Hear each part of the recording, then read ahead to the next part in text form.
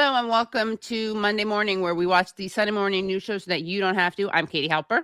And I'm Maté. Thank you so much for being here. Great to start the week with you and some of the most corrupt people on corporate TV, including this week, a really nasty appearance by the devil himself, Benjamin Netanyahu, which unfortunately we're going to play because it's important we hear from our global president, our global leader. Yeah, exactly. Yeah. Our unofficial president. Yeah. Our Führer. My Führer. So thank you for being here. Our website again is usefulidiospodcast.com. Go there to support the show and get bonus content. And let's kick it off with our weekly recap from Meet the Depressed. Good Sunday morning. A fragile ceasefire is holding in the Middle East this morning as negotiations continue between the United States and Iran, despite the two sides exchanging fire earlier in the week. After these strikes, is the ceasefire with Iran still on? Yeah, it is. They trifled with us today. We blew them away. They trifled. I call that a trifle. Could you give us an update on what is the latest in those talks? No, it's going. The talks are going very well, but they have to understand if it doesn't get signed, they're going to have a lot of pain. How long is this going to go on for? Where Trump refuses to negotiate in good faith and just muses about blowing up Iran. Is this going to happen until his last day in office, where he's leaving the White House in a helicopter and he says, if they don't sign that deal, they're in big trouble. I'm going to wipe out their civilization, or he'll find some new way to issue a genocidal threat. Because the latest is, ever since that clip, is he's come back and said that Iran's latest proposal is totally unacceptable. Yeah. I think what's going on here, the best I can tell, is that Trump doesn't want to resume to war because he's lost. That's over. Right. But he doesn't want to make a deal because that would require admitting that he's lost and also just recognizing Iran's minimal sovereignty, which he also can't do. Right. So hence, I think we're going to get this song and dance of just him pretending to negotiate, claiming that Iran is not accepting reasonable terms, even though they've put out so many detailed proposals on the table that address what supposedly is top issue, which is nuclear weapons, and then threatening to wipe out Iran's civilization. Yeah, it's really hard to even do shows on this, honestly, because it's so fast moving with Trump. But it's such meaningless fast movingness. It's just his ridiculous commentary and flip flopping about it. I do like that he shared with us that he learned a new word, trifle. And it kind of reminds me of the affordability thing when he's like, I've developed this concept of affordability, more or less. And he's like, I like to call that a trifle, which is to treat something or someone as unimportant. I guess he feels like he's not being taken seriously, despite how serious and respectful he is with the Iranian government. But it's also a dessert typically consisting of plain or sponge cake, often soaked with wine or spirits. So maybe that's also a metaphor for how he's seeing this. And maybe that will inspire some new menu ideas at Mar-a-Lago. Exactly. As part of his intense diplomacy. Yes. With Iran. Sweet diplomacy. Exactly. After a volatile week with President Trump announcing Operation Freedom, a plan to escort international ships through the Strait of Hormuz, the waterway vital to the world's energy supply, before abruptly walking back the plan just 36 hours later. NBC News learning exclusively Saudi Arabia feared the Trump administration's plan could provoke Iran to attack Gulf allies and risk reigniting the conflict. Meanwhile, more of Trump's strategic genius announcing. We had Operation Epic Fury, which was epic F up because it failed to overthrow Iran's government and just got a bunch of U.S. military bases in the region destroyed. Then he launches Operation Freedom, which is to help ships pass through the Strait of Hormuz, which he abandoned after 36 hours because he can't do it. He doesn't have, to quote him, as he told Zelensky in the Oval Office, he doesn't have the cards. He doesn't have the cards. So Operation Freedom became another fail. You're muted, Katie. Reminds me of that amazing George Michael song, Freedom. Yeah, well, unlike... Sometimes the clothes do not make the man. Well, unlike Freedom, which was a chart topper for weeks Right. at the top of the charts. This freedom lasted 36 hours and then was a complete dud. So, True. if only Donald Trump could match the success of George Michael in so many ways. George Michael also, by the way, side note, was a total progressive member of the Communist Party when he was I young, didn't know that. Wow. opponent of the Iraq War, and supporter of the Palestinian cause. I did not know that. I knew that he did really great stuff, like visited children in hospitals and didn't want any like media coverage of it, paid people's debts, and did it all privately. But I do have to see that documentary. Have you seen it? You did, right? Well, there's so many documentaries all right, on there George you go. Michael. Unfortunately, there's, but I've seen them all. Yes, because Okay. yes, I'm a All huge fan. Yeah. Again, what other show do you get this from? Media analysis and documentary reviews and biographical nuggets about George Michael. Now, uncertainty in the Strait of Hormuz is already hitting Americans at the pump. Gas prices topped $4.55 a gallon this week, the highest prices since the conflict began. But President Trump saying those price spikes are temporary. When the war is over, gas will fall down at levels that you've never seen before. You'll be down to where you were, maybe even lower. Wow, you mean prices will come down to where they were before you launch this unprovoked act of aggression against Iran? Wow, thank you, President Trump. Yeah. We'll be so grateful to you after Operation Epic F-Up comes to an end. And again, when's that going to happen? Like as he's leaving the White House because it's his last day in power. So therefore the war can finally end, Like he's been promising these price drops for a long time now. The war is almost over. I'm almost done. Prices are about to go down. It got right in the way of his affordability plan. Yes, it did. Yes, So it did. unfair. Yes, Right as he was launching Project Affordability. All right. Well, we're in for a treat because we haven't heard from him in a while on the show. UN Ambassador Mike Waltz, he made the rounds on Sunday to defend Trump's regime change war against Iran and tell everyone how great it's going. So here he is.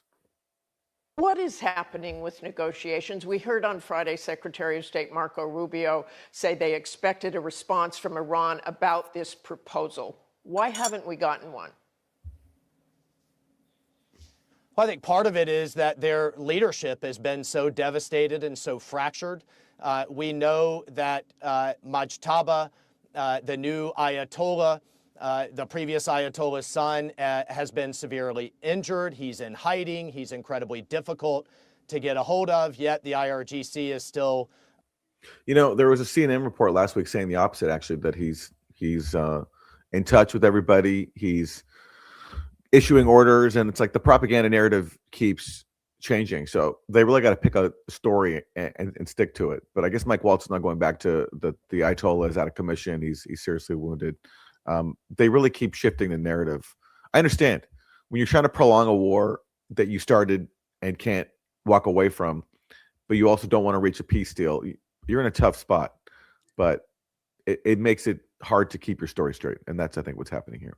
Yeah. I mean, they're also trying to, as always, they think that the way that they can make the American people feel better is by expressing like that there's lots of pain, starvation, bombing that's going on. So guys, at least the good news is that we're injuring people, and it's a bonus because the bonus is that when we kill a bunch of civilians, sometimes we actually harm leaders.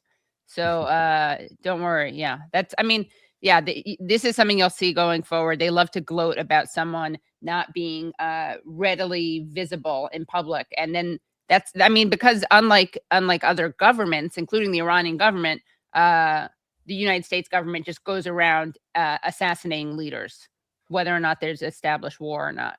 Yeah. So. Sometimes when you massacre a bunch of schoolgirls and their teachers, as the U.S. did in Manab in the opening hours of this regime change war, you also happen to get some leaders too, so right. Everyone can feel good about that, I guess. Exactly. According to Mike Waltz. Deferential to some degree. So that is making the negotiations go longer and slower, I think, than anyone would like. But at the same time, those negotiations and that diplomacy is ongoing. So we'll see what they come back with. But President Trump has been very clear, not just now, but frankly, for decades, even before he was in office, that the world cannot and should not have a genocidal, aggressive regime with its hand on a Wait, is he talking about Israel? Hold on. nuclear button. And Martha, it's important to point out. So wait, a genocidal aggressive regime. We can't have a genocidal aggressive regime with its hand on the nuclear button. So they must be really upset about Israel, the one that has the nuclear weapon. Yeah, if you're making a checklist there, genocidal, check, aggressive, check, hand on a nuclear button, check. That's actually Israel. Exactly. It's or the U.S. actually. Or the U.S. Yes, but especially Israel. in West Asia, it's Israel with the only undeclared nuclear weapons program, and that's why recently there was a letter from congressional Democrats demanding, for the first time, answers about Israel's nuclear weapons program, because under U.S. law, U.S. aid to Israel is actually illegal, because you can't be, arming a country that has nuclear weapons but isn't a signatory to the Non-Proliferation Treaty. So, on top of having undeclared nuclear weapons, it's also genocidal, as we just saw in Gaza. And so everything you just accused Iran of, falsely, is actually what you can say about Israel. Right. But, Aaron, I don't know if that's an important point that you just raised about Israel. And I probably shouldn't have raised it either, because remember the great thinker, Van Jones, his response to that letter was, why? Why does it matter? Why? Yeah. Why? Well, I wish, he could be here. It's unfortunate he's not here to make the counterpoint of why does it matter that a genocidal country has its finger on a nuclear weapon, but right, unfortunately. Exactly. And I mean, speaking of great 90s songs, cue the Annie Lennox, why? I'm the ambassador of the UN. It's not just the United States position. We have had resolution after resolution for nearly 20 years with the entire world agreeing that Iran cannot have a nuclear weapon, that it has to subject itself to inspections, that it cannot violate its obligations to the Nuclear Non-Proliferation Treaty, and on and on. So it's not just us. If you're doing another checklist, you had all that when you had the Iran nuclear deal, which Iran signed. Inspections, Iran having a nuclear weapon, Iran respecting the NPT, check, under the JCPOA, which Trump then tore up. So another, act of projection by Mike Waltz. But also, I mean, shout out to Mike Waltz for, I think, for the first time in his life, citing the UN. Does the United States government, especially Trump's administration, consider the UN a legitimate source? Like, this is an organization that people like Trump constantly attack as being unfair. And they also ignore the majority. Like, the U.S. has vetoed 51 UN resolutions related to Palestine, ranging from like the resolution on statehood recognition to ceasefires to halting previous Gaza assaults to condemning illegal settlements. So that's just like a sample of all the ways that they actually don't respect the majority of UN countries. When Mike Waltz talks about the UN approvingly, he should have like a disclaimer on the screen, like, asterisk, like UN approval does not apply to any resolution criticizing Israel or the US. Right. Yeah. Void where prohibited or whatever. Yeah. Exactly. Yeah. Void where prohibited. Yeah. It's the entire world's position, and the entire world stood strong with us when they snapped back the sanctions to, frankly, punish the regime for its violations of its obligations under nuclear non-proliferation. But, Mr. Ambassador, it was 50 days ago that President Trump posted a warning to the Iranians saying they had 48 hours to fully open without threat the Strait. 50 days ago. Nothing happened, and the Strait is still closed. Well, one, Martha, I think we should take a step back. 50 days to deal with a 50-year-old problem. And by the way, this isn't the first time Iran has either threatened or actually done this. I mean, we had the tanker wars where they struck one of our ships with a mine back in the 80s, and we took out, under Reagan, half of the Iranian Navy. That said, that's why we're pushing now. Yes, he's, issuing his fondness for the good old days back when the Reagan administration was supporting Saddam Hussein in his attack on Iran. And Iran responded with similar closures on the Strait of Hormuz. And the U.S. had to respond then. The good old days back when we were supporting Saddam Hussein as he massacred hundreds of thousands of Iranians. Exactly. Yeah. I mean, there's so much to say. We could spend like the entire show on this one clip, but first of all, the analogy of the tanker war of the 80s actually makes Trump look totally incompetent, because Raditz asked why it's been 50 days, and Reagan resolved the issue with Iran. Again, I mean, I'm not at all defending what Reagan did, but in 4 days during Operation Praying Mantis. So he has a much better time record than Trump does. But again, this idea that this is a war that's been going on for, what is it, 50 years? It's a 50-year-old problem. I also don't think the Strait of Hormuz was closed for 50 years. It was open before Trump, launched this illegal war. So alongside with Israel. So yeah, it just doesn't, the numbers don't add up. And also, again, whether or not it's like he wants a pat on the back for taking more than 50 days to resolve a 50-year-old conflict, fine. But like, they gave this deadline, right? So like, if they were giving a deadline, that's on them. Bad time management. Well, I feel we'll be seeing a lot of blown deadlines for, I don't know, how much longer does Trump have in office, assuming he leaves office voluntarily at the end of his second term. A lot of deadline extensions to come, because this administration is incapable of engaging in any act of diplomacy with Iran. They just can't do it. So I think we'll be seeing this rinse and repeat for a long time. Yeah. Let's hear more from Ambassador Mike Waltz, because last week there was a bit of a flare-up between the U.S. and Iran, attacking each other's ships, but Trump administration insisting that this was not a violation of the ceasefire. Had this week, in addition to the fact, again, that was 50 days ago, he threatened Iran and nothing happened. We've also had now this week an exchange of fire just today, drones going over Kuwait, others over UAE, and you're saying that is not a violation of the ceasefire. How is exchanging live fire with Iran not a violation of a ceasefire? Well, Martha, I've got to push back. Something did happen. President Trump put in a blockade with our great U.S. Navy that has stopped Iranian shipping, both coming out and, importantly, the empty tankers coming in that they need for storage. We see now Iran's economy in absolute freefall. Its currency is down over 100%. Its foreign currency reserves are completely exhausted. The New York Times ran an article today about mass layoffs across its manufacturing sector. So the regime is under tremendous. Yay. Mass layoffs. Thank you, President Trump, for causing mass layoffs inside of Iran. Exactly. Makes everyone feel safe that like an Iranian steel worker doesn't have a job today because of you and Benjamin Netanyahu. Like, again, you can just brag about that on corporate TV, and the anchor's like, yep, good, yep, right, yep, sure, exactly, it's good to cause ordinary Iranians to lose their jobs. That's a great thing, right? Yeah. To all the sadists out there watching, you should be very happy. I mean, American people who are suffering economically, or maybe even just don't like seeing a bunch of civilians killed, don't worry. Again, you can sleep well at night knowing that there's a lot of suffering going on.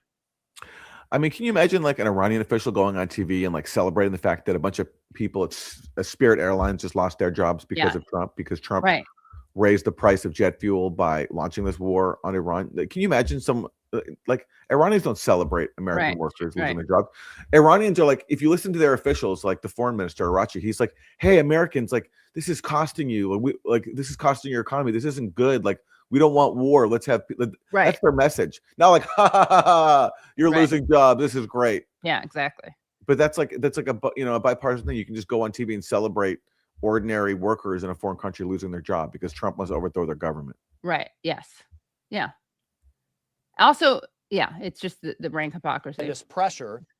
And meanwhile, last week, and we covered this on Friday's show, like Pete Hegseth made that video, that cartoonish video, like bragging about how the Trump administration wants $1.5 trillion for the Pentagon, and what a great deal that is for American taxpayers, that they get to pay even more money to the military-industrial complex to make bombs to go kill innocent civilians abroad. I mean, talk about the need for regime change, Yeah. We don't expect a regime that's been obsessed with a nuclear weapon to just give it up freely. It's going to take this type of pressure. But at the same time, to your this is the classic trope of like, having a crush on someone and being like, they're obsessed with me. Yeah, They're right. obsessed with me. When it's like Iran's obsessed with a nuclear weapon. Right. They're obsessed, even though they don't have a nuclear weapons program. Right. And we do. According to U.S. intelligence. Like that's Right. the U.S. intelligence consensus. It hasn't changed. Tulsi Right. Gabbard had to admit that recently before Congress. They don't have a nuclear weapons program. You're obsessed with pretending, you, Mike Waltz, and your administration, you're obsessed with pretending that Iran has a nuclear weapon so you can try to overthrow their government, and you fail. Right. Right. Also, like remember they had a fatwa against nuclear weapons. Like, how is that obsessed? Yeah, they're obsessed with not having nuclear weapons. Yeah, To the point exactly. where they have a fatwa against it. Exactly. It's like that would be like to continue this analogy. It would like be someone who is like, this person sucks. Do not date them. And then someone saying this person has a big crush on them. Projection. Very, very, very. It's like to call childish is like an insult to children. Exactly. Yeah. It's child abuse even saying that. Point on the ceasefire. Look, that's up to President Trump as commander in chief to determine what constitutes a violation, when to go back to military action, or when to continue to give diplomacy a chance. And when the mediators, in this case Pakistan, ask us, head of state to head of state, to give this negotiation another chance before we go back to bombing Iran, then I think that's completely an appropriate choice for President Trump to make. He is putting. What an encouraging message. I know. When someone else asks us, like, not that we even take the initiative, someone else asks us, hey, can you not bomb Iran right now? We say, yeah, we'll give it a chance before we go back to bombing Iran. Like, okay, great. Great. Yeah, Good luck with exactly. that. They're like, we're trying this whole thing called diplomacy. Yeah. We'll let you know how it turns out. These Pakistani guys call this. They're like, hey, can you give this thing called diplomacy a chance? And we're like, well, we'll engage with it before we go back to bombing Iran. Right. Okay. Yeah. And they're just obviously they're not fans of diplomacy. They're just trying to scramble to figure out how to not like lose this thing. But I like it. They should pretend that they're like major peaceniks, and like I think next interview he should just his response should be like all we are saying is give peace a chance. He could show up in like a tie-dye shirt, really embrace the like peace summer '68 aesthetic. All right. William McRaven, he is retired Navy admiral, former commander of JSOC, Joint Special Operations Command. And he's actually kind of a peacenik, at least compared to the Trump administration. Yeah. This is what he says about this whole Iran regime change thing. I want to talk about that. They say that the ceasefire has not been violated. As you look at what I see you laughing already, as you look at this situation, and again this morning we've had drones launched from Iran. Has the ceasefire been violated?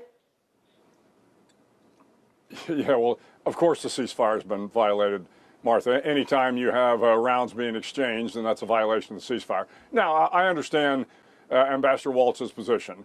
At the end of the day, this is about hopefully getting the Iranians to agree to the proposal, and therefore, we want to downplay these exchange of fire. But I mean, in technical terms, of course, the ceasefire has been been put aside. The fact of the matter is, when you're shooting at each other, then you no longer have a ceasefire. And how do you think that? Guys, this is great high-level military analysis that you can't find anywhere else except from military experts. When you're shooting at each other, that is a violation of a ceasefire. You can't have those two things at the same time. So that is why you turn into corporate news to hear voices like these. 100%. I never would have known that. Yeah. Had I not spent Sunday watching all these shows. It's exactly. Like, it makes all these hours of listening to these mindless people join on worth it, because you get to learn things like if people are firing at each other, it's not a ceasefire. So thank you for that. Yeah. The Iranians are taking this when they see what's happened and, okay, we can keep firing these things. It appears that they are keeping on that.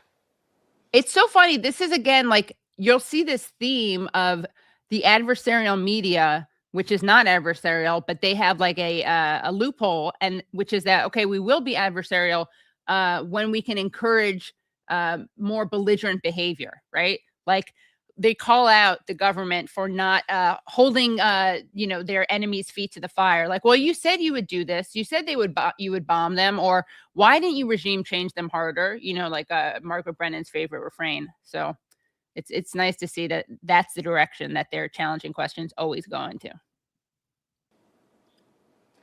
Yeah, well, of course, this is, we're at an interesting point right now.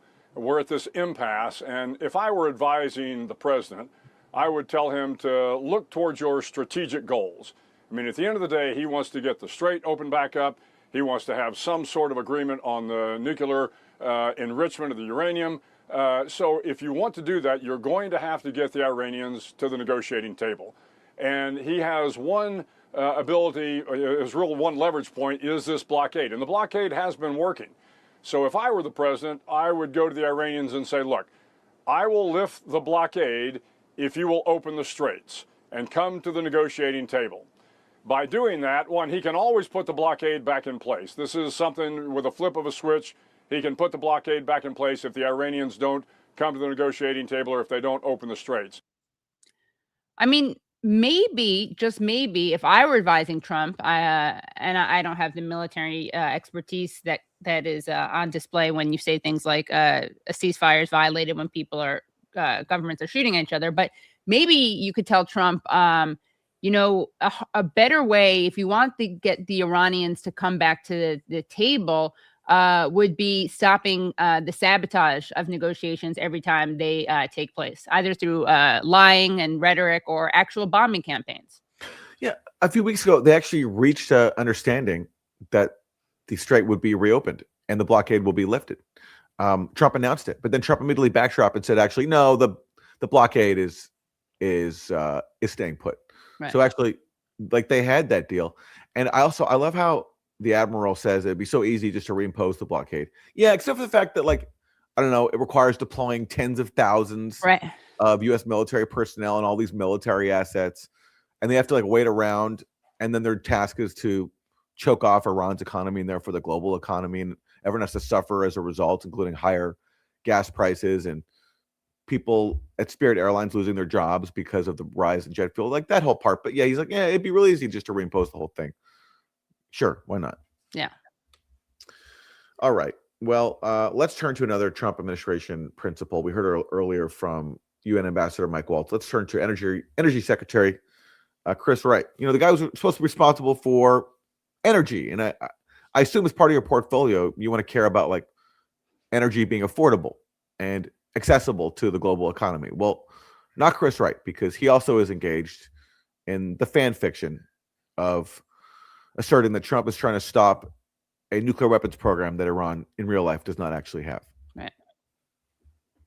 And just to clarify, in terms of the Strait of Hormuz, what is the administration's top priority? Dealing with Iran's nuclear program or reopening the Strait of Hormuz? Well, the top priority is ending Iran's nuclear program. The world simply cannot have a nuclear-armed Iran.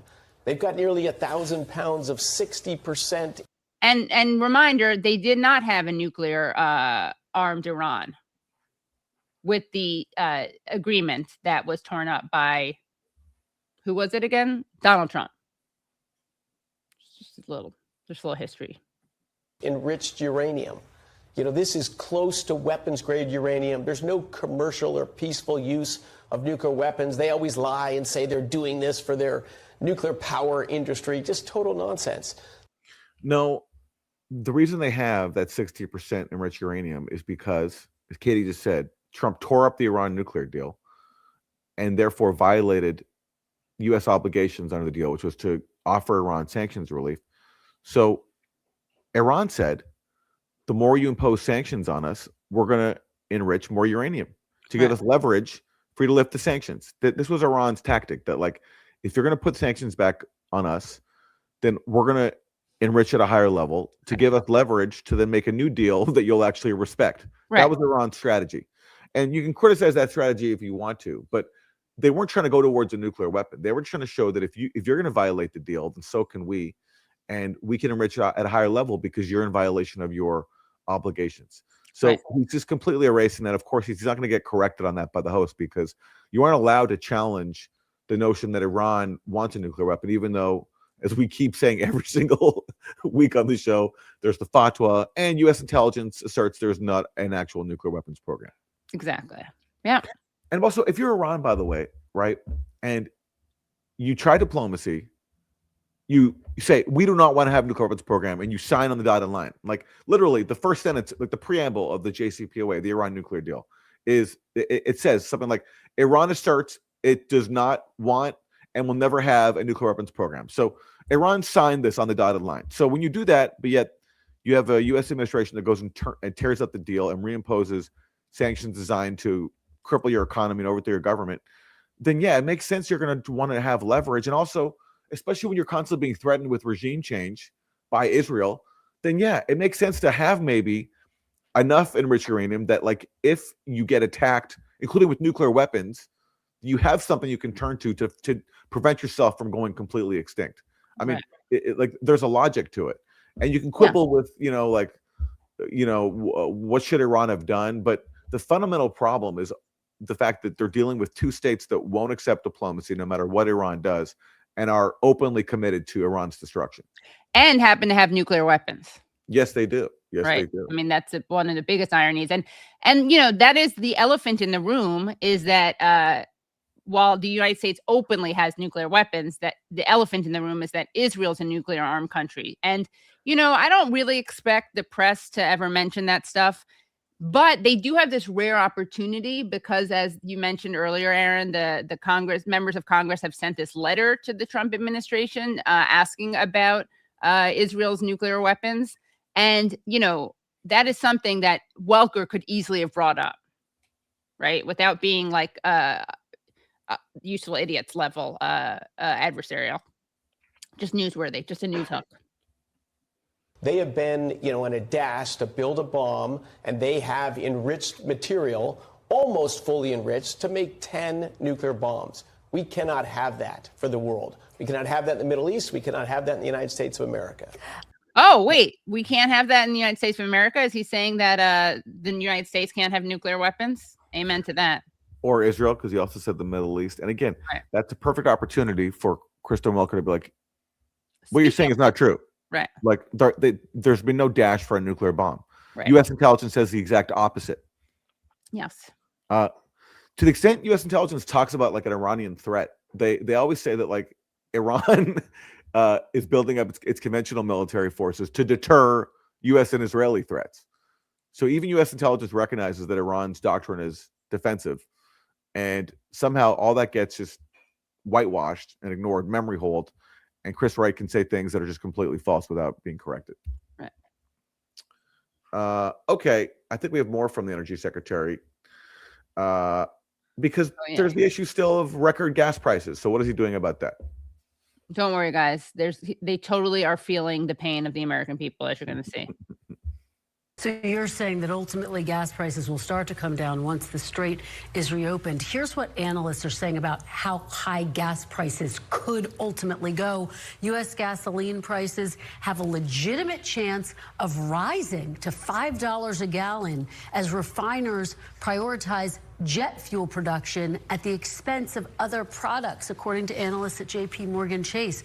Should Americans be prepared for the possibility of paying $5 a gallon for gas? Yeah, and they might be prioritizing jet fuel because more airlines are at risk of going bankrupt because of Trump's policies of raising gas prices through regime change.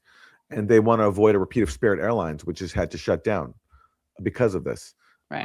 So that's the genius Trump administration. That's what they've done to jet fuel, and the airline industry and consumers everywhere have to pay higher prices as a result. Right. Exactly. Yeah. Look, again, Yeah. No, keep going. Sorry. I can't predict the price of energy in the short term or even the medium term, but what we're doing is ending a 47-year conflict. Iran has fought death to the United States for 47 years, death to Israel. And as we saw when the conflict broke out, they attacked all of their neighbors in the Middle East that had no involvement in the conflict whatsoever. If you have a Oh my God. Did you know that, Aaron? Did you know that they randomly attacked their neighbors in the Middle East who had nothing to do with this? Because they are so trigger happy, missile happy. Yeah. I guess the fact that all these neighbors happen to have U.S. military bases used to attack Iran, that must have just been a coincidence. And that is why we welcome the administration to watch this show, Useful Idiots, because if they watch this show, they would know that. And the media, actually, we really invite Meet the Press, Welker, if you want to come on the show, or we can have a behind the scenes chat off the record, because I think you would learn a lot from us, like the fact that Iran was attacking places that were hosting U.S. bases, from which the U.S. could then launch this genocidal war. And to say you're ending a 47-year conflict by starting a war of regime change that's killed a bunch of people. And again, has Iran ever attacked the U.S.? Iran can't even hit the U.S. with its missiles deliberately. They keep them to a shorter range because they want to avoid conflict.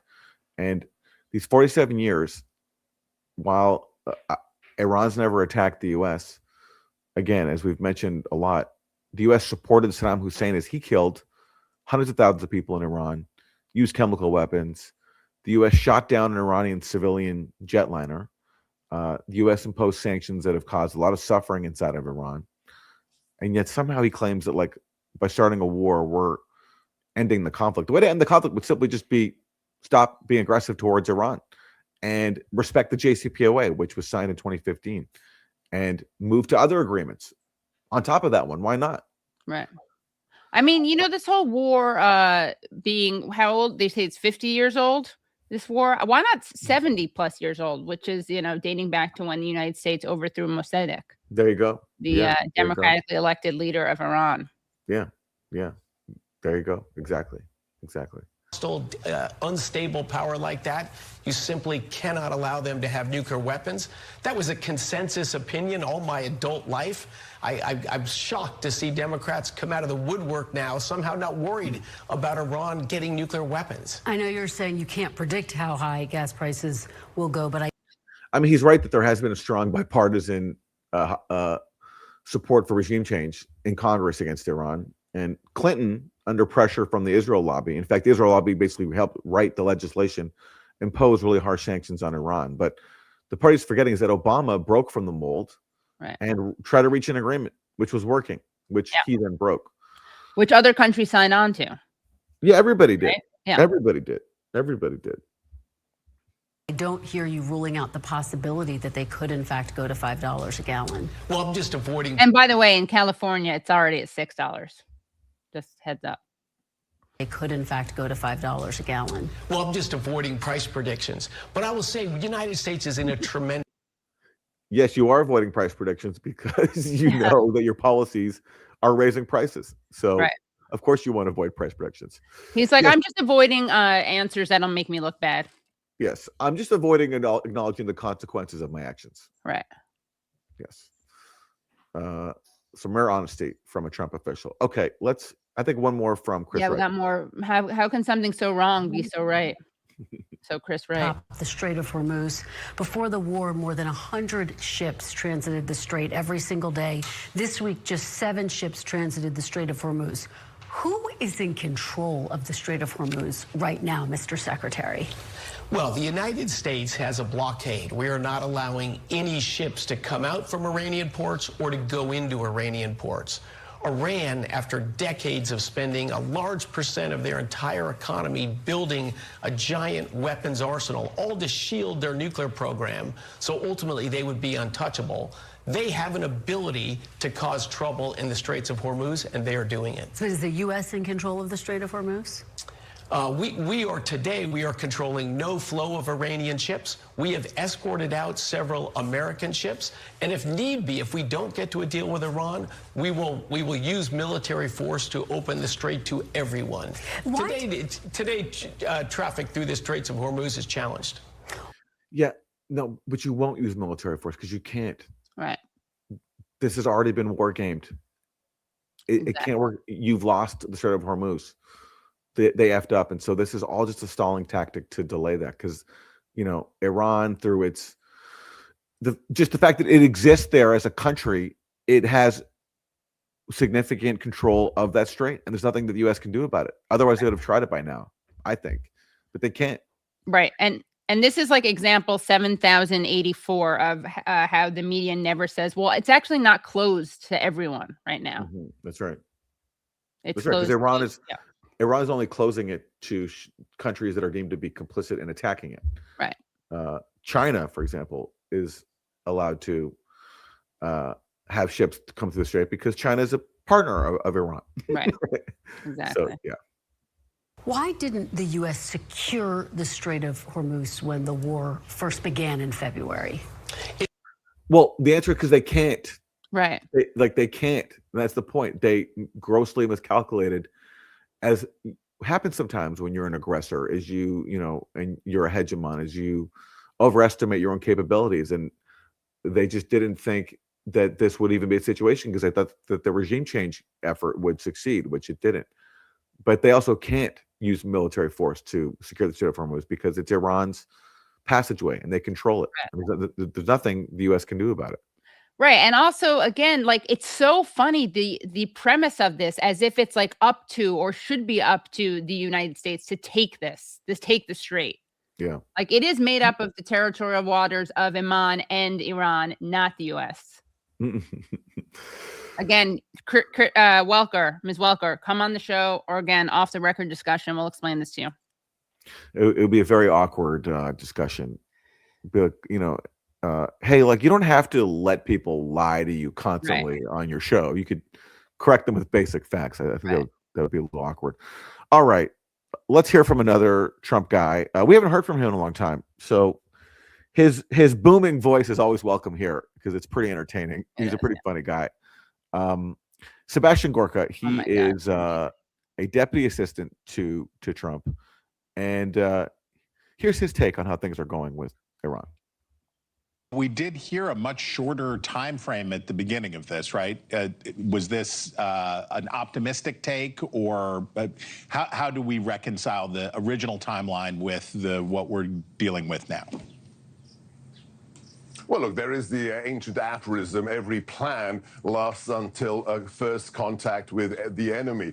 But there is a very simple answer to your question.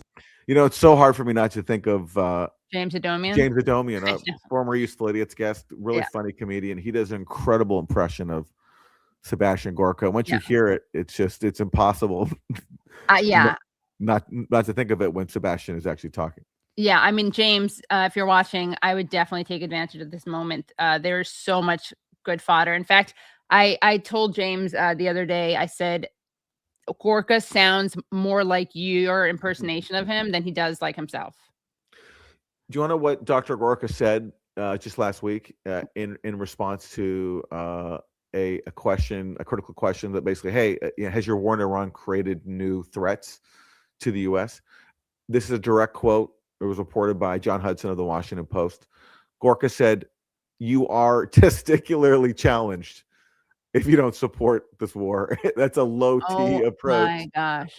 Low T approach. That's his response to being asked a critical question, is to call someone testicularly challenged. I mean, what could be more overt projection and insecurity than, if that's the first thing that comes to your mind, the fact that you're constantly you're obviously thinking about your own testicular capabilities. Well, I can't wait to see James Adomian do that one. Yeah, seriously.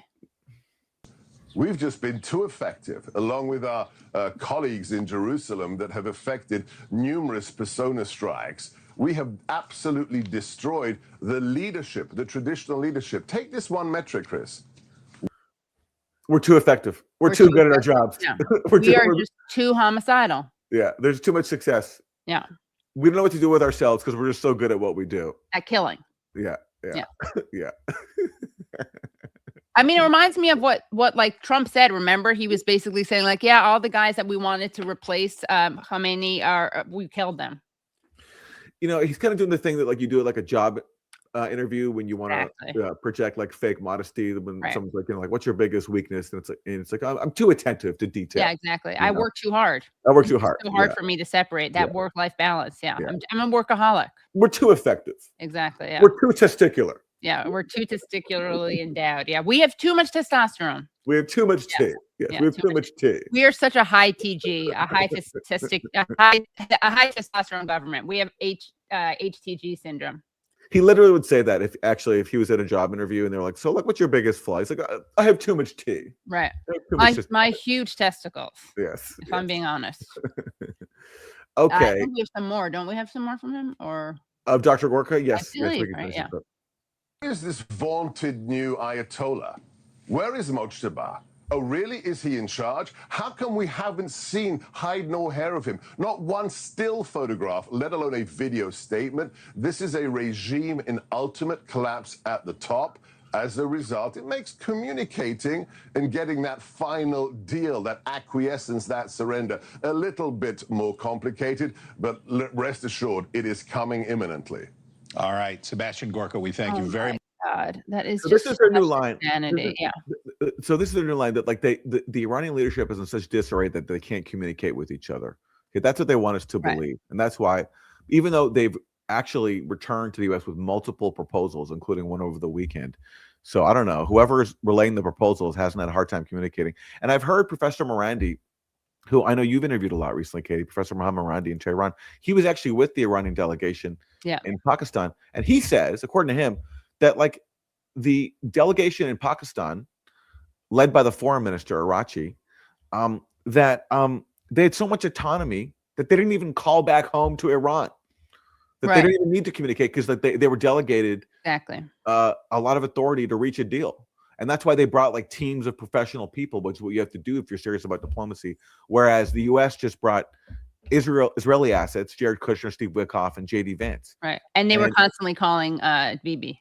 And they were constantly calling Netanyahu to check in on their boss and also Trump. And they're in disarray. I mean, all this talk about Iran being in disarray, it strikes me as projection because, you know, you do have people who, inside the White House who are not on the same page and can't stick to a message. Yeah. Okay. Let's turn to Congressmember Ted Lieu because Trump has a visit to China supposedly coming up, unless he cancels it, which is always a prospect. Right. And here's Ted Lieu. We urge the Senate to. Let me ask you about your position on the Foreign Affairs Committee. Secretary Rubio said Taiwan will likely be discussed during President Trump's visit to China this week to meet with Xi Jinping. This is a hugely consequential summit. On Friday, Taiwan's parliament approved $25 billion in funds to buy more American weapons. Are you largely supportive at this point of the Trump administration's willingness to strengthen Taiwan's defense? Both Democratic and Republican administrations have had the exact same policy, which is to preserve the current status quo. And we're trying to keep China from doing anything stupid in the Indo-Pacific, including a military conflict. And I just want to emphasize that the Iran war has shown that we need a brand new strategy in the Indo-Pacific, because in any prolonged conflict with China or Russia, the U.S. will run out of defensive munitions. We already started running out of defensive munitions in a war that lasted less than 60 days. And even against a second-rate military like Iran, they struck multiple U.S. bases. So in any overseas conflict, our overseas bases will be obliterated by Russia and China. We need a new defense strategy, and I call on the Pentagon to deliver that to Congress. How about that defense strategy be don't start illegal wars of aggression? Can that be just a thing? And then we won't have to have missile defenses and all these things run out because we won't be engaged in conflicts that we start for no reason. Exactly. How about that being the new defense strategy? Yeah. Right. And also, you know what's fascinating? So they found that the Democracy Perception Index by the Alliance of Democracy Foundation found that the vast majority of people around the world are opposed to the United States having military bases in their country. In 86 out of 97 countries, more people saying no to U.S. bases than yes. The places that want it there are only 4 countries that are in favor of it. And Taiwan was one of the 5 countries where support for higher defense spending decreased most. Well, that's a little awkward because, like, if you listen to the rationales for having all these military bases, these U.S. military bases around the world, it's always we have to defend democracy. So if you pay attention to the polls, which don't want the bases, then you have to say we have to ignore democracy in order to defend it. Right. Exactly. It's a little awkward. Yeah. But really I'm sure we'll find a way to make it work. Exactly. To square that circle. Okay. Well, sticking on the issue of Trump's visit to China, let's turn to Senator Bernie Moreno. And then afterwards, we're going to hear from fan favorite Cory Booker coming up. But Senator Bernie Moreno has ahead of Trump visiting China, where, the goal is to have friendly ties and good relations, maybe make some deals. Senator Moreno has a different idea. He wants to ban electric vehicles made in China, and this is why. So you can imagine somebody working at an Air Force base. They drive in. These things are surveilling the Air Force base. They also know who's driving the vehicle, their habits, where they go, where they come from, and all that data, as we just said, goes back to the Communist Party. We would never allow Americans to purchase surveillance devices from the Communist Party of China, and that's exactly what these automobiles are. So our bill insists that not happen. It hermetically seals the U.S. market. And again, the economic threat too, Maria. These cars are about 20 to 30% cheaper than most cars because they're massively subsidized. These are basically little Trojan horses that they're throwing all over the globe. So if we were to have So a Chinese car is a Trojan horse to spy on Americans, and also we have to ban it also because it's cheaper. And he's saying because it's subsidized, but I think that just means it's more efficient to be made. Yeah. Also, if we want to fight China, like these people are obsessed with, a good way to be like competitive with them could be maybe if our government subsidized electric vehicles. Well, no, definitely not. I mean, and Trump likes to brag about how he's doing the opposite, right? Exactly. Those low T Democrats love electric vehicles, and so therefore they have to be canceled. Just adopting again Sebastian Gorka's formulation. But again, in case you're not convinced that Chinese vehicles are a national security threat, here's more from the senator. conflict with China at any point, are you saying that the Chinese Communist Party can control those cars and have them go crashing into things all day long if we're in a conflict? I mean, what do you mean in terms of the CCP controlling those cars? So basically, it's like virtual go-kart where the Chinese Communist Party, at their headquarters in Beijing, they're all at terminals, they're all at consoles, like playing video games, and they're all manning a different Chinese-made electric vehicle to like crash into random places in the U.S. Right. Jesus Christ. That's the scenario they want us to believe. Okay. Yeah. Okay. Yeah, these are connected vehicles, so they could actually take over the driving of the vehicle, lock the doors, roll up the windows, and crash the vehicle into sensitive sites. This is the technology that exists in these Chinese cars.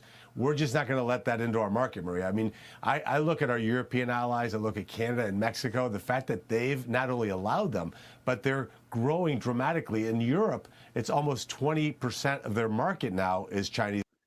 This was a horrible time for me to get this news. I'm actually in Canada right now. Oh, yeah. I'm in Vancouver. Actually. And so I'm at risk, everybody. I know. I'm scared for my life. A Chinese vehicle might kill me because the Chinese Communist Party is going to take control of it and smash into me. So listen, if this is my last time on this earth, I want to say, it's been a good run. And if that's how I have to go, is being killed by a remotely controlled Chinese vehicle, then so be it.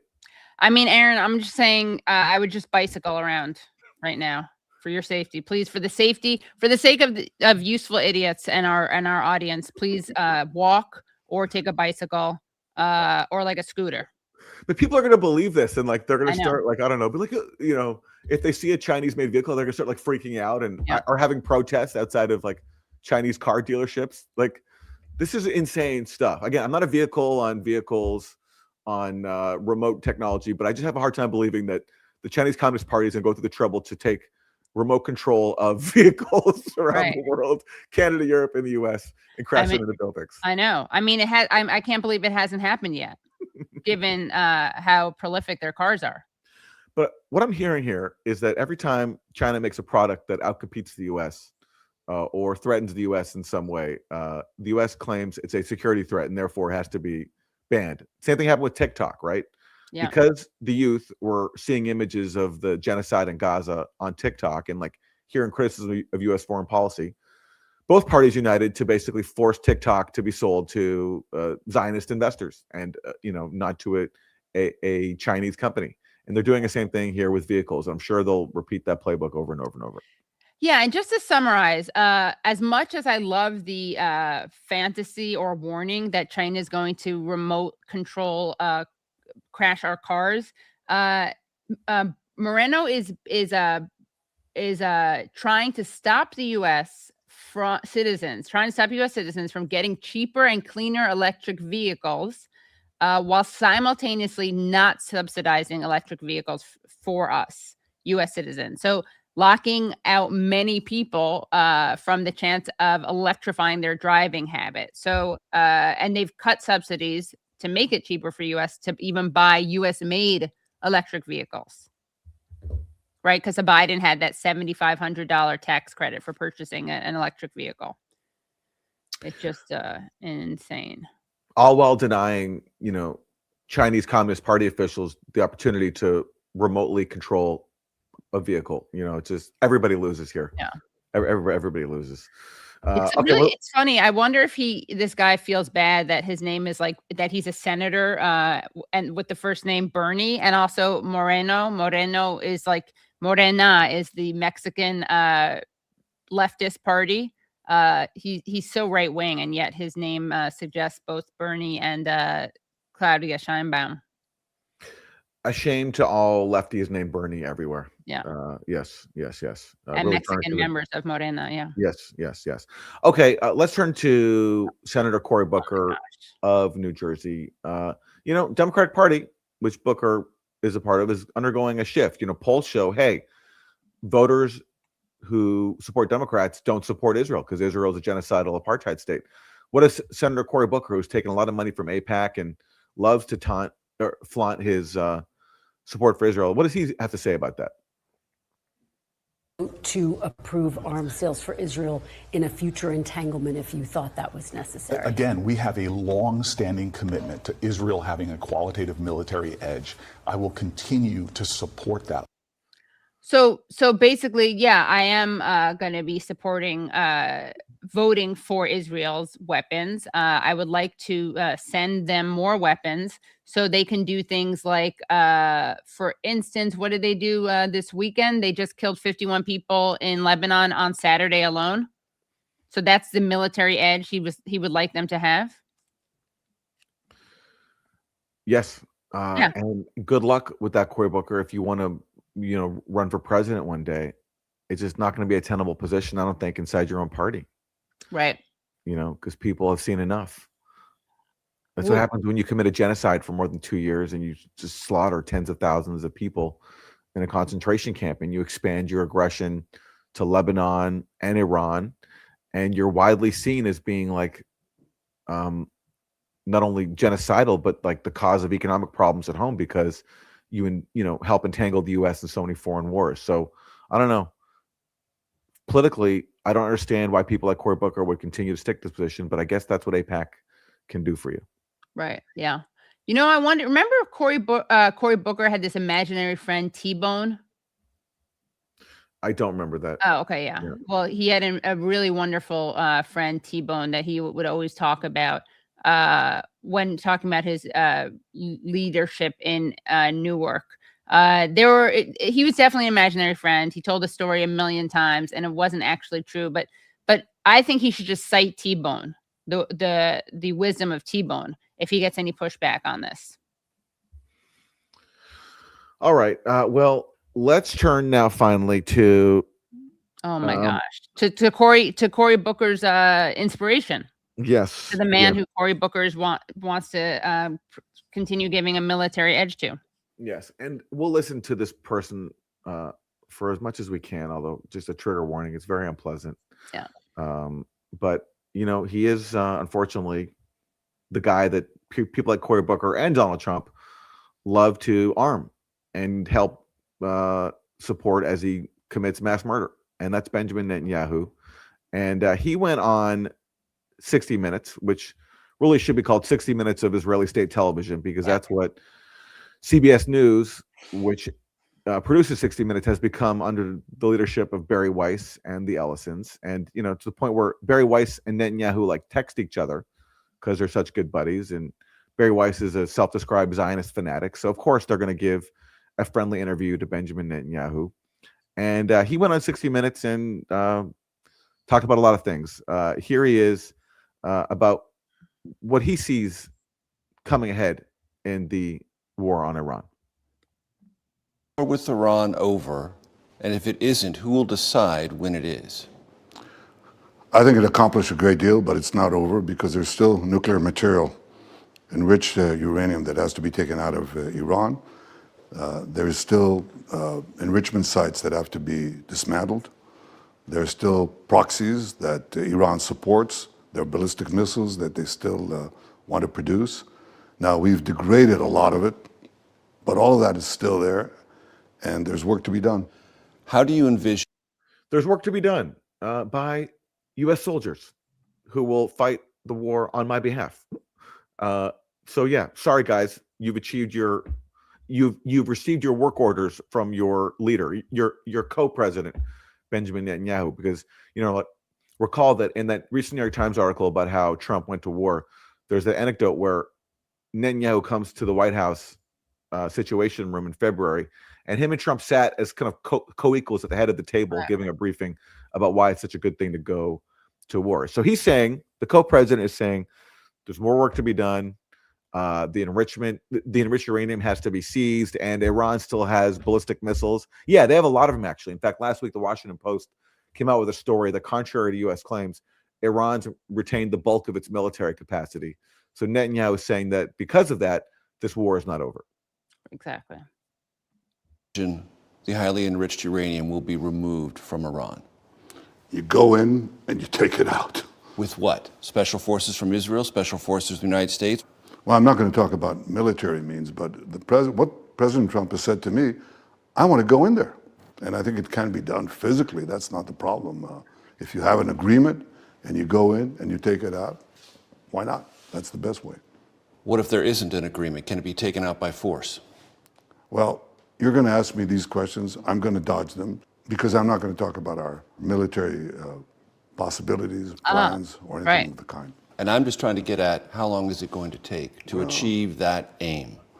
I'm not going to give a timetable to it, but I'm going to say that's a terrifically important mission.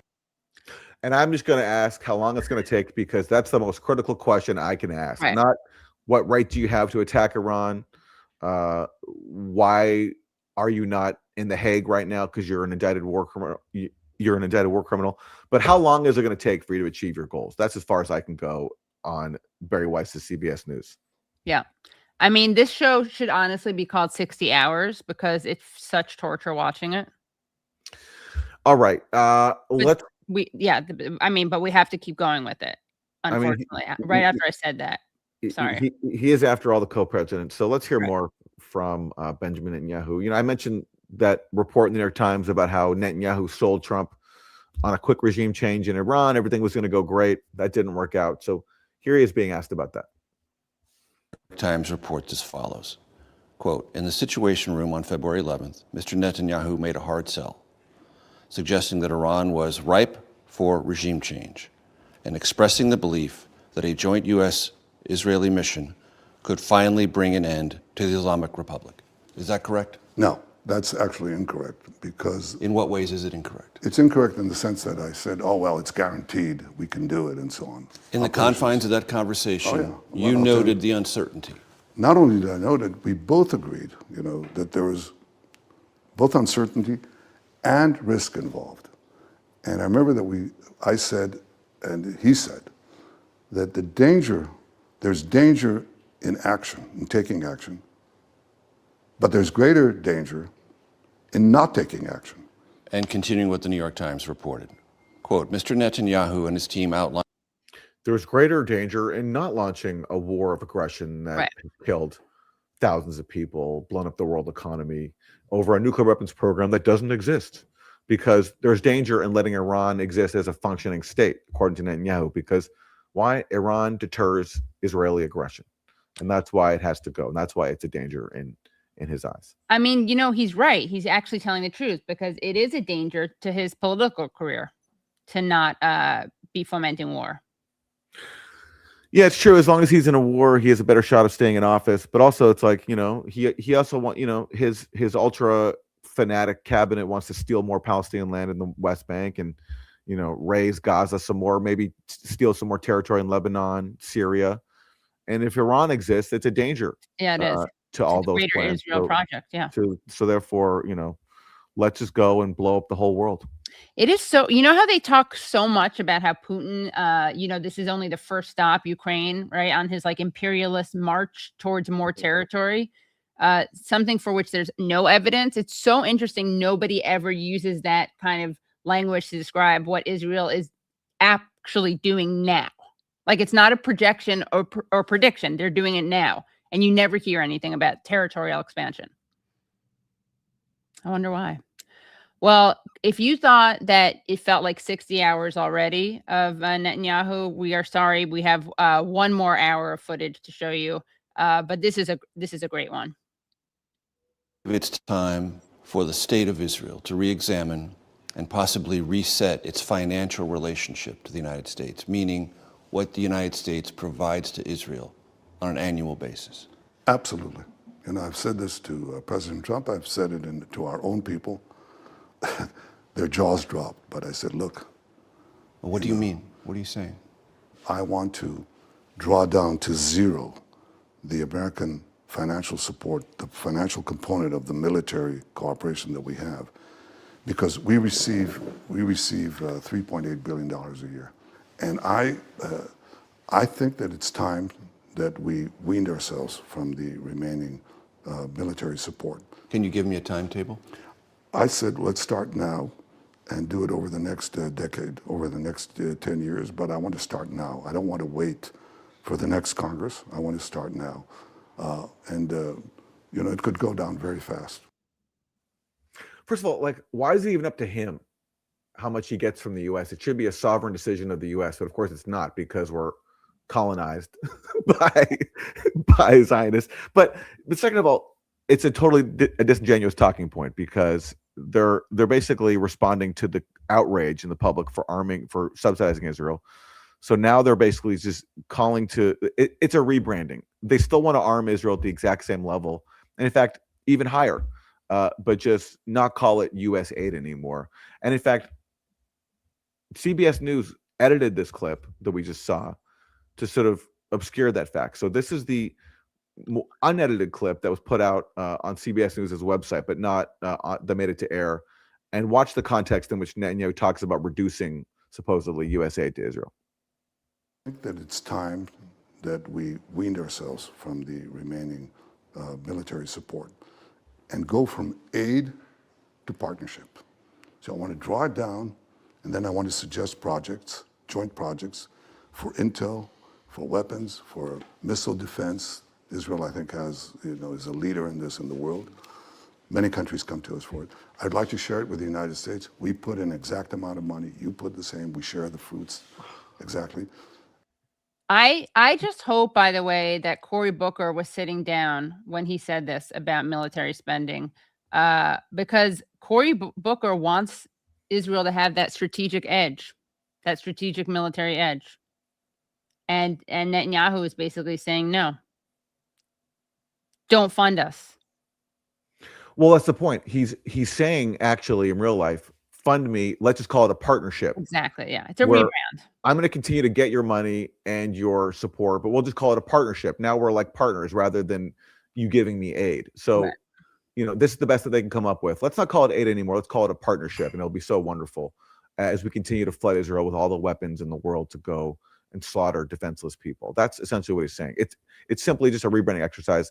And CBS News cut out this clip we just saw from its main broadcast to obscure that rebranding. But that's all it is. So, okay, great. We're not going to call it aid anymore. We're going to call it a partnership to flood Israel with weapons. Because who's going to pay for that joint project? It's going to be the U.S. And U.S. taxpayers. Who will be subsidizing U.S. weapons makers and the Israeli government. All right. Well, the thing is, the problem for Netanyahu is most people aren't on board with this anymore because they've seen the results of this Because partnership. they're anti-Semites, you mean? Well, yeah, which in real life means they've seen Netanyahu use U.S. weapons to slaughter civilians in Gaza and across the region, and they're sick of it. So here's Netanyahu's response to that. Just in American politics, the prime minister is keenly aware of declining support for Israel. According to a recent Pew survey, 60% of U.S. adults reported having an unfavorable view of Israel, up nearly 20 points in 4 years. One of the big reasons? The war in Gaza, where according to the Hamas-run Gaza Health Ministry, Hamas run, remember, guys? It reminds me so much of whenever they give stats from Israel and they say the Likud run. No, they never do that. more than 70,000 people have been killed. That includes civilians as well as Hamas terrorists. Why did they give that? Netanyahu attribute. Oh, yeah. I mean, that is such a despicable framing. It's really disgraceful. Did they distinguish that the deaths on October 7th included more than 200 soldiers? And again, it's not even a fair comparison because No. in Gaza, you're talking about people resisting military occupation and living under military occupation. In Israel on October 7th, you're talking about soldiers who were enforcing an occupation. Yeah. So, it's not even a fair comparison, but it's true that distinction is never made. It's always, and of course, the number of people killed in Gaza is exponentially higher than October 7th. Of course. And in fact, the number of civilians that we know officially is a vast undercount because it's impossible to keep track of all the death and destruction that Israel caused and all the people buried under the rubble that Israel won't clear. So this is the result of Barry Weiss and the Ellisons taking over CBS News, is they have to sanitize genocide and minimize the death toll of civilians by saying the Hamas Foreign Health Ministry doesn't distinguish between Palestinian civilians and Hamas terrorists. And again, terrorist is such a subjective term. They would never say, Israeli terrorists. Of course not. And even like as you were saying, there's an undercount and classified intelligence from May. This is according to 972. So this is about last May, not this recent way. So which means that it's even higher death toll. But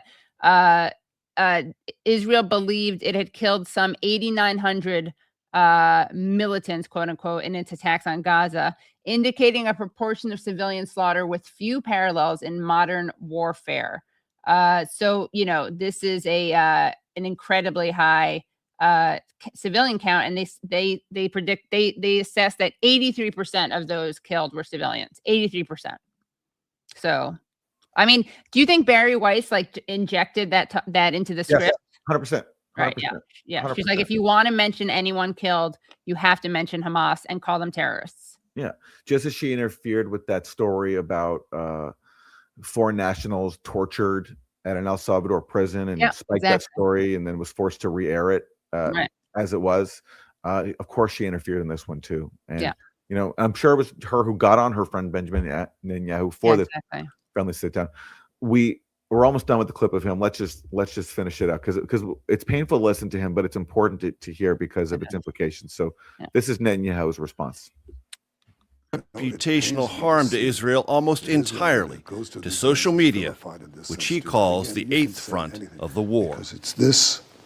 Oh, this my is yours, God. right? Mm-hmm. You're not immune either, because you can penetrate this. This is your phone, right? Yeah, you're not immune either because I can spy on it. Yeah, exactly. Right. Have you heard of Pegasus? Yeah, because I have spyware that we developed to spy on people like you, especially journalists. Although CBS News is probably there's probably an exemption inside U.S. military headquarters for who they spy on. Like CBS News is good. I mean, they're essentially state media for us anyway, so we don't have to keep them in line. Exactly. Yeah. I got Barry on speed dial, so. Although Barry Weiss still is firing people who don't toe the pro-Israel lines, recently dismissing someone from the London bureau because she wanted fair coverage or relatively fair coverage of Gaza, so she was fired. So maybe Israel is actually spying on some journalists there just to make sure that they're towing the line. But basically, CBS News has become like a new version of Donald Trump's The Apprentice, where if you don't toe the pro-Israel line, you're fired. Yeah. It's so now if you're a journalist at CBS News, you're kind of like a contestant on a reality show where the only criteria for winning for job preservation is serving Israel. Exactly. Machine, you can penetrate this little instrument, and you can say about Major Garrett anything you want, and I can paint you as a monster. No, you can't actually. I mean, you can say anything that you want about Major Garrett, and you can paint him as a monster, but you don't have the evidence of his overseeing a genocide. So it's not quite as effective when you don't have genocide that social media can point to. And if Major Garrett had any dignity, rather than let himself be used as like Netanyahu's fake little thought experiment, right? It's actually no. Well, you can't say that I committed a genocide because I didn't, whereas Exactly. you did, right? And you've been indicted for war crimes. I Right. haven't. Exactly. Yeah. That's one difference between us. Right. Instead, Major Garrett's like, oh yes, good Oh, point. yeah, Yes, good anyone point, could yeah. say anything about me, or could accuse me of, or could indict me at the ICC for war crimes. Yes, good point. Good He point. loves prop work, Netanyahu. He loves a prop. He loves a good prop. He has a phone. He likes his poster board that he makes about Iran's nuclear weapon that doesn't exist. Yeah, it is disgusting. Social media, you know why social media is able to malign Netanyahu is because it literally captures footage of the genocide. If I say it often enough people will believe it. No, they won't believe it. Again, if you said Major Garrett is a genocidal monster, no matter how many times you say it, people won't believe it. What makes it believable is that Israel actually is doing that. You believe Israel is at risk of losing this war on that social media front. And this is particularly, I believe, important in America for younger Americans, Republican and Democrat, scrolling through images, and they would use words like barbaric in Gaza and in Lebanon. Israel is. They would use words like barbaric in Gaza and Lebanon because they're seeing images of shredded civilians, destroyed homes, medical workers being executed and buried, and they've seen the worst horrors in the world. Yes, they would use words like barbaric because it's accurate. They're describing what they're seeing. And these people are painting as if some sort of perception problem, like they're being manipulated by the algorithm and so forth. It's so gross. It's so. I mean, these people don't want social media; they want sociopath media, where you're allowed to commit genocide and not be held to account for it. Gone to unbelievable lengths to get innocent civilians out of harm's way. All right. Millions of text messages to them. Oh wow, you text people before bombing them. Yeah. Good. Oh wow, you're such a humanitarian. Yeah, we text people and say we're going to bomb you. So go this way, and then we bomb this way. All right. Well, it is. I mean, it is ridiculous. It is so. There have been so many complete communication blackouts in Gaza. So if any of the calls or texts were made in those periods, all of those calls and texts were worthless since the people of Gaza couldn't even access them.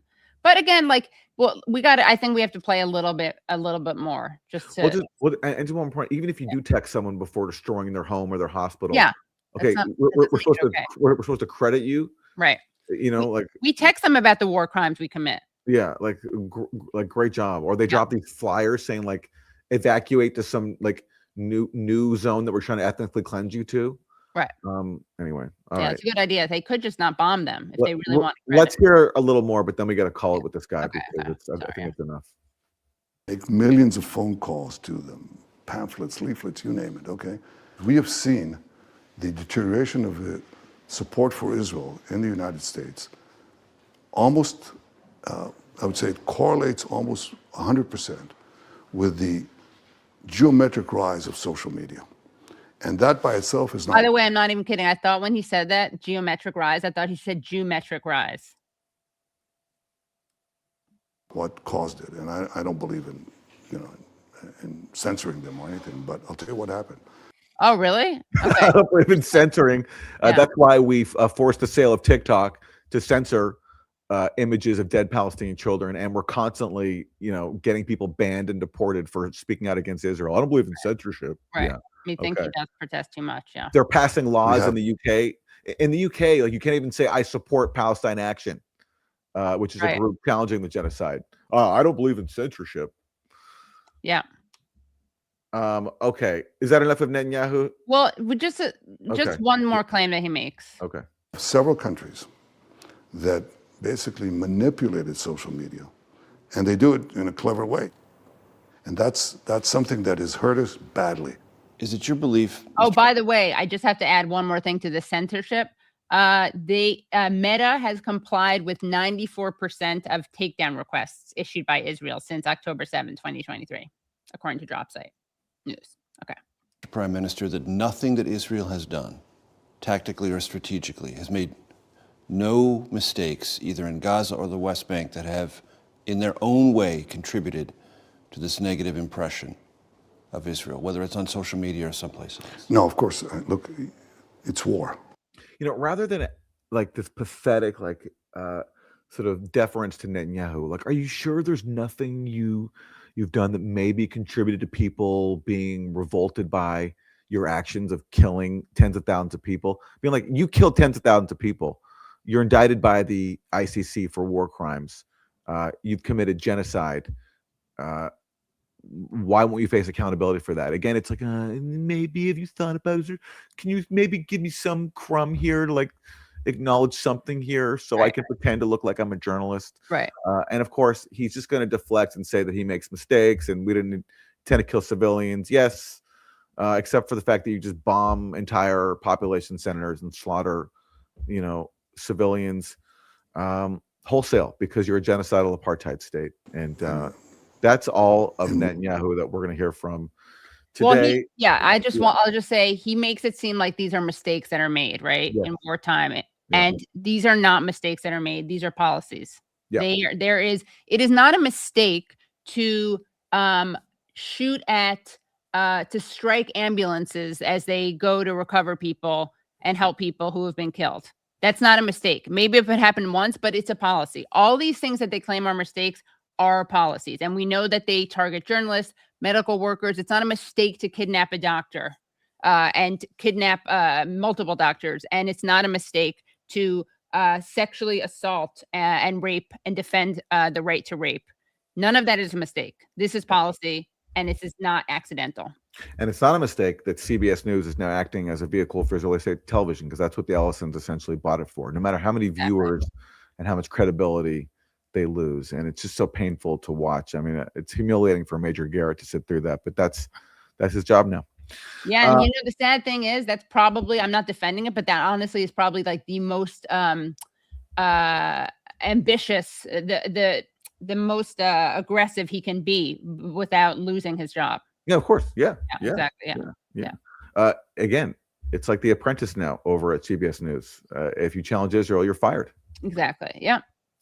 All right. Well, that's going to take us to the end of Useful Idiots Monday Morning. Katie, anything you want to plug for the Katie Halper show this week? Yeah. So next week, not this week, but next week, so excited. We're having Professor Dr. Gerald Horne, the great Gerald Horne. And I know you've interviewed him many times over the years, Aaron. And tomorrow at 7 p.m., youtube.com/the Katie Halper show, we have Rami Elgandor. He was supposed to address engineering graduates at Rutgers University, which is his alma mater, and he's a CEO of a biotech firm. And his talk was canceled over, wait for it, social media posts on Israel and Palestine. Yeah, a couple of students complained that they didn't feel comfortable having someone who recognizes Palestinian humanity delivered the commencement speech. So even though Benjamin Netanyahu claims he's against censorship, wow, another person who recognizes Palestinians as human beings was censored. What are the odds? But to be fair, Aaron, that's not his only crime. He also made the mistake of being an executive producer of the Oscar-nominated film The Voice of Hind Rajab. Oh, well, another candidate for censorship then. Yeah, exactly. Yeah. All right. Thank you so much for tuning in to Monday Morning. This has been a great episode.